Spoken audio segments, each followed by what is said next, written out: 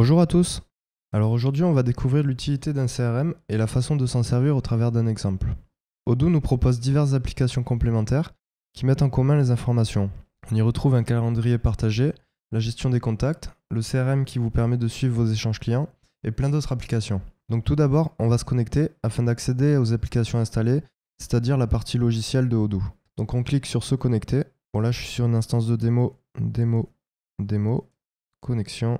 Afin de se projeter un peu mieux, on va prendre un exemple concret. Donc on va dire que notre société actuelle est une société qui équipe du matériel bureautique, donc des bureaux, des ordinateurs, ce genre de choses. Et on va faire un exemple d'une société qui fait appel à nous pour un nouveau poste de travail. Donc là on arrive sur l'application discussion, c'est parce que c'est la première application, mais on pourra régler dans les préférences des utilisateurs l'application par défaut. Donc aujourd'hui on va découvrir le calendrier, les contacts et le CRM, et un petit peu les ventes. Donc tout d'abord, on va cliquer sur le CRM. On atterrit donc sur l'application CRM.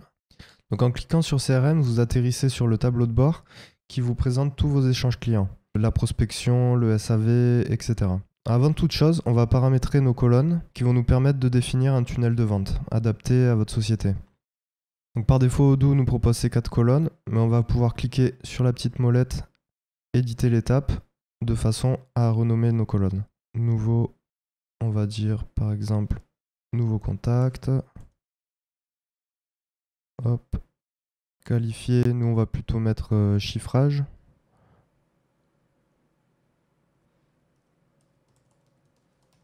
Ensuite, on va attendre la signature du devis.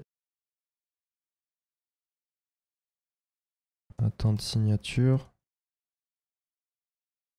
Ensuite, quand le devis est signé, on va commander le matériel.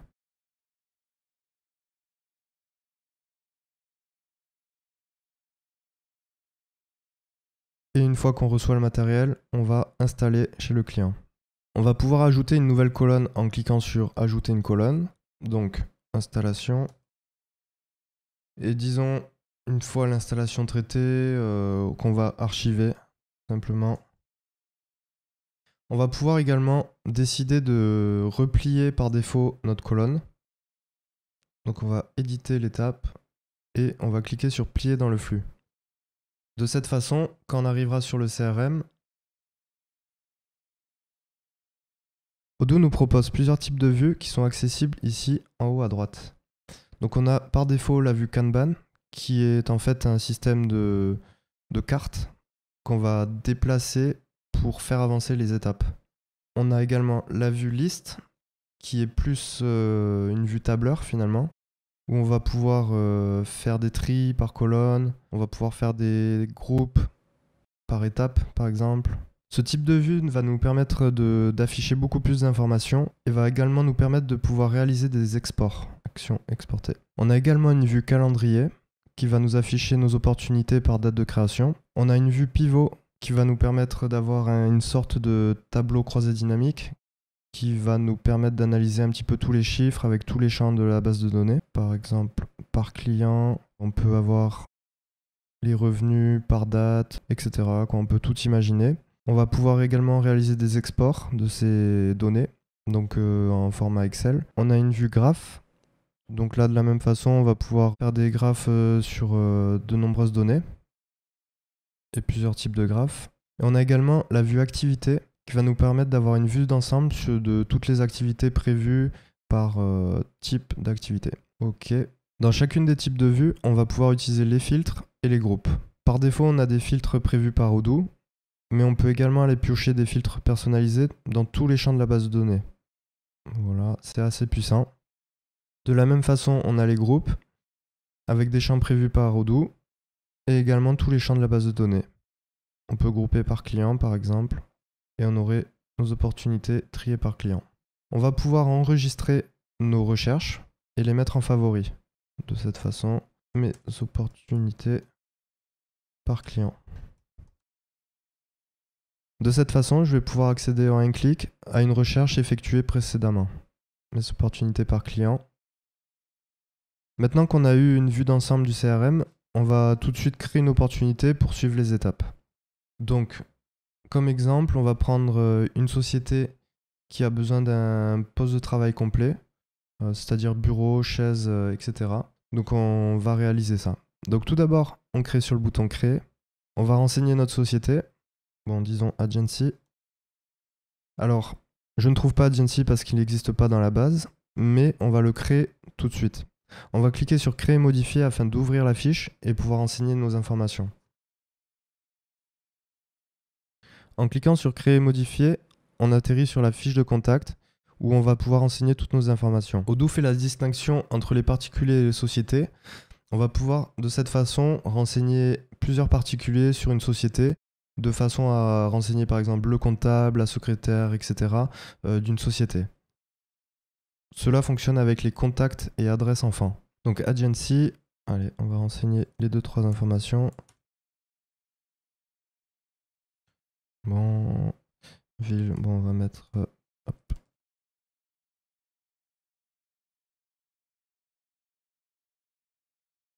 Ok, le pays, allez, France. Téléphone. Email.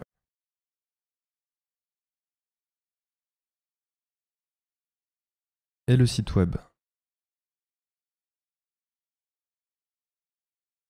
Donc on va sauvegarder pour continuer la création de notre opportunité. Donc on va donner un nom à notre opportunité.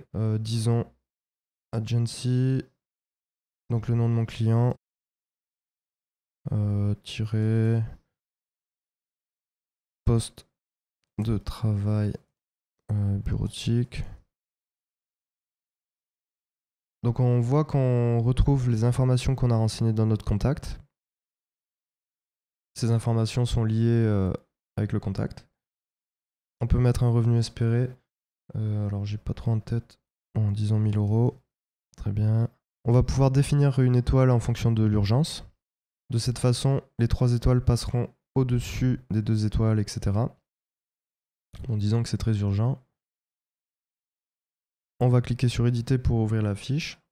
Donc là, on est sur une fiche CRM. Ça se présente de cette façon.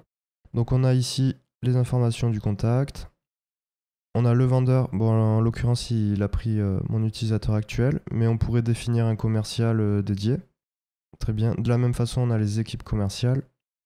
On voit ici le champ société car Odoo peut gérer du multi-société. C'est-à-dire que si vous possédez plusieurs agences dans divers départements par exemple, vous pourriez avoir un seul Odoo qui va vous permettre de centraliser toutes vos informations sur un seul logiciel. C'est-à-dire tous vos contacts, votre stock, etc. On a en dessous un champ notes interne pour enseigner quelques détails.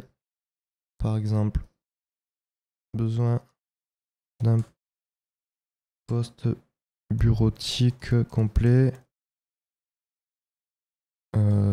Donc bureau d'angle, chaise, ordinateur fixe de bureautique sous Windows 10 par exemple. Besoin d'être opérationnel OP pour le 1er juillet. On va sauvegarder et on va tout de suite créer un devis pour faire une proposition à notre client. Pour cela, on aura le choix soit de cliquer sur nouveau devis avec ce bouton, soit de cliquer sur la liste des devis et puis ensuite créer un devis. Donc on va cliquer sur nouveau devis. On a tout de suite les informations du client qui sont récupérées de la fiche de l'opportunité. On va pouvoir renseigner des conditions de paiement. Ok, disons 45 jours. Très bien. On va maintenant renseigner les lignes de notre devis. Donc on va cliquer sur ajouter un article. Donc on disait un bureau d'angle. Bureau d'angle. Elle est très bien. On va ajouter une chaise. Une chaise de bureau noir, très bien. Et un ordinateur fixe. Donc je crois que je n'ai pas l'article. Non, je ne l'ai pas. Donc on va créer en fait un article pour pouvoir finir notre devis. Donc là en l'occurrence j'ai pas envie de créer un article spécifique à cet ordinateur parce que les ordinateurs, la société a priori n'est pas spécialisée dans les ordinateurs. Donc on va préférer un article générique en fait.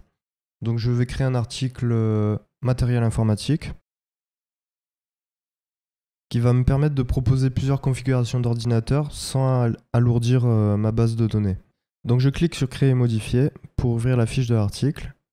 On va tout de suite définir le type d'article, donc en l'occurrence c'est un consommable, mais si j'avais vendu de la main d'œuvre par exemple, ça aurait été du service. Consommable, très bien. Je renseigne pas de prix parce que c'est un article générique. Très bien, je définis mes taxes par défaut à la vente. Donc tout a l'air bon, j'ai plus qu'à sauvegarder. Donc mon article existe désormais. On va juste compléter la description. Donc à savoir, la première colonne, c'est l'article de notre base de données. Cette colonne n'apparaîtra pas dans le devis. Par contre, la colonne description, c'est elle qui apparaîtra dans le devis. On va renseigner quelques informations. Donc ordinateur fixe, Windows 10, i7, 8 Go RAM, 250 SSD. Très bien. Ok, on va juste renseigner un tarif, 550 par exemple. On voit que sur les deux premières lignes, il n'y a pas de TVA. A priori, je pense que la TVA n'est pas renseignée sur l'article. Donc on va pouvoir ouvrir la fiche de l'article en cliquant ici et on a ce petit icône qui va nous permettre d'ouvrir la fiche. Donc on a notre fiche et on voit bien qu'il n'y a pas de TVA par défaut. Donc on va en ajouter une, 20%, vente. Très bien.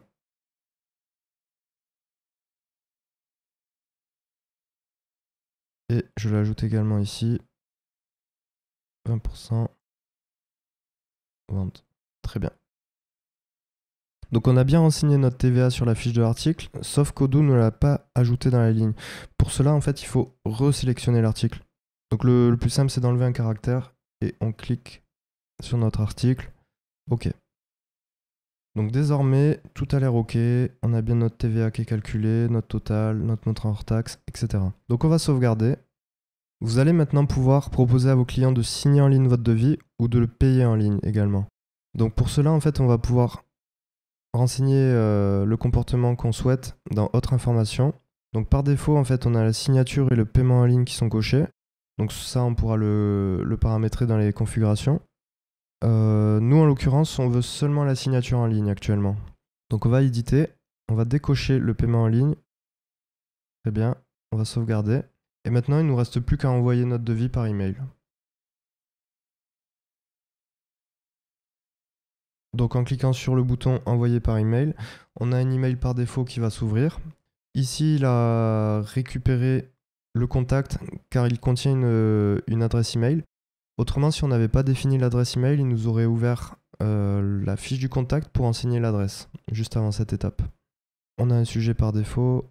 Ok, alors, agency, devis bureautique, poste bureautique. Très bien. On va laisser tout par défaut. Très bien. On voit qu'Odoo nous a greffé notre devis. On peut le consulter. Très bien. On aura également la possibilité de customiser le template du devis, c'est-à-dire l'esthétique de votre devis. Ok, donc on n'a plus qu'à cliquer sur envoyer.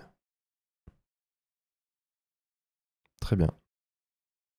On voit ici les étapes du devis et que Odoo a passé automatiquement le devis en devis envoyé grâce à l'action de l'email. Donc le statut des devis comporte 3 étapes.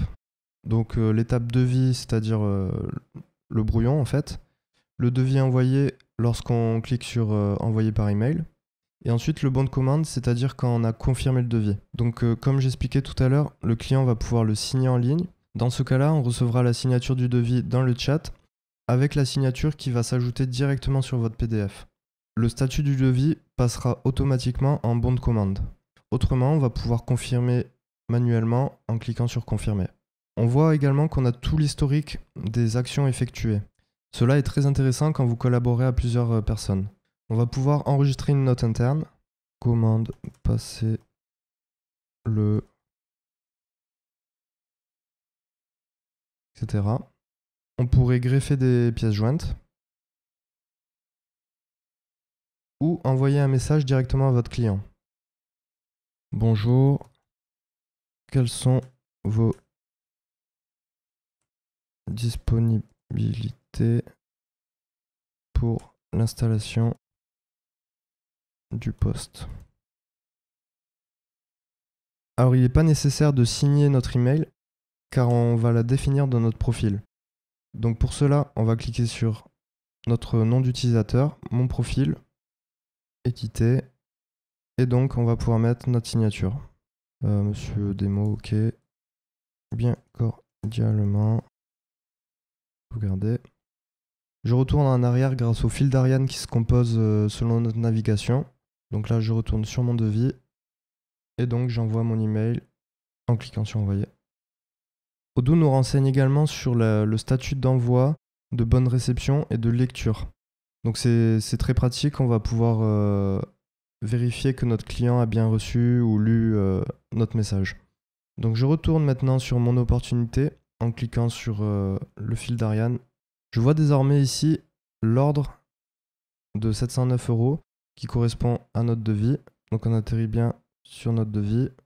Je retourne en arrière. Donc lorsque votre devis est en étape devis ou devis envoyé, il va apparaître dans cette case. Par contre, lorsqu'il est confirmé, il apparaîtra dans les ordres.